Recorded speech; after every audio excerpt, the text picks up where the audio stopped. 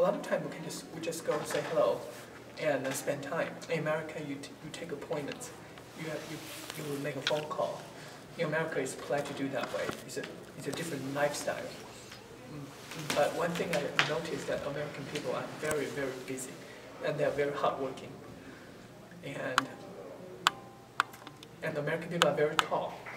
Yeah, many different colors, and and homeschool and public school, private school. So people go to different schools. In China, mostly public school. And let's see. If I think of anything, I'll come back to it. Can you tell us about one good memory from your home country? Let's see, one good memory. I remember a year before Chinese New Year when Starbucks opened in my city. I was very happy and to go there. And that's one of the memories that I had. Another good memory is that during Chinese New Year, family get together. We made lots of food and visit relatives, and the children, of course, will get money from the parents to celebrate the New Year. So that's a good memory. So usually it's time with family and friends. Okay, what about one from America? One from America. Let's see. Traveling in the United States is fun. So I visited New York City, and I thought that was fun, and I was able to see how different cultures display in different cities and different parts of the United States.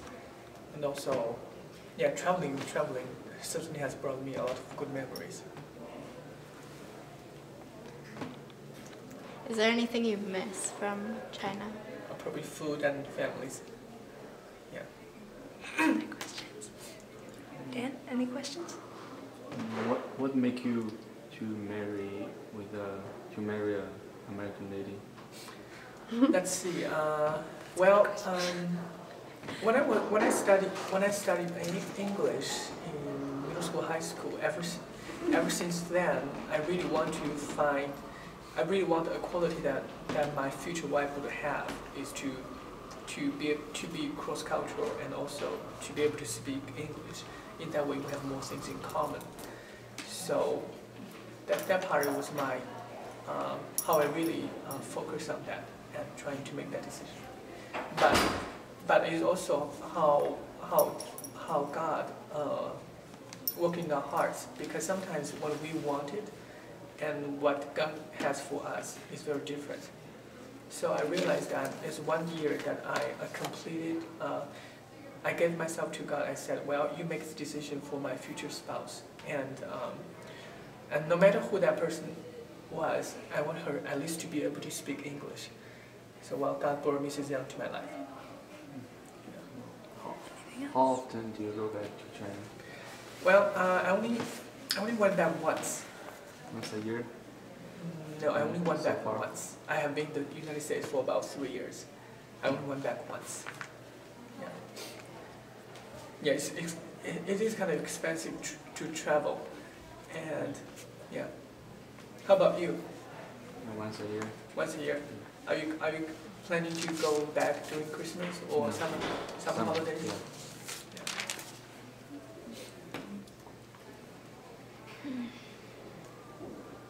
I think that's it.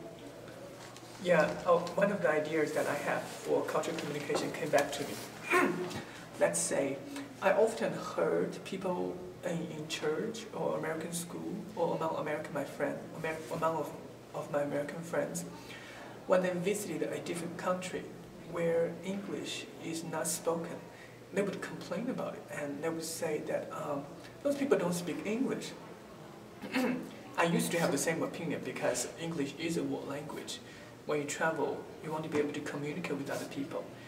But after I took intercultural communication class, I find that I changed my perspective on that.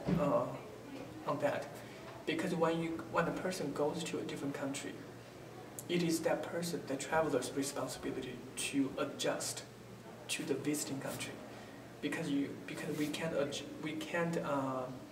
we can expect the whole country that we're visiting speak to our language. So I used to have the same idea like many American of my friends. They went to travel, I don't speak English. And to them, it's like it's the right thing to do, you have to speak English. But after I talked to a lot of people from different cultures, and that began to shape me what I believed earlier. So to be more cultural sensitive. Do you think that you adjusted to America pretty well? There were good days, there were bad days. And have you heard about culture shock? Okay, so culture shock has, some people say it have 3 stages, some people say it have 4 stages. So the first stage is honeymoon stage, at which everything is beautiful.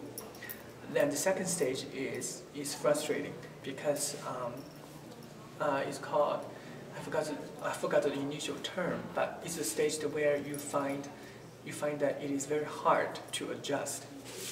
Then it gets to the point very desperate that you have to make a decision to adjust.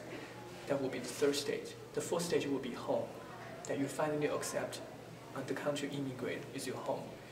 Unfortunately, a lot of people couldn't make that decision all their life, but there are a lot of people that who have made that decision. So for me, not being able to find a job at first was frustrating. And also, the food was kind of frustrating for me because I don't like cheese or milk. And I can handle a little bit in baking, but in the food, if I eat it, my body can't digest very well.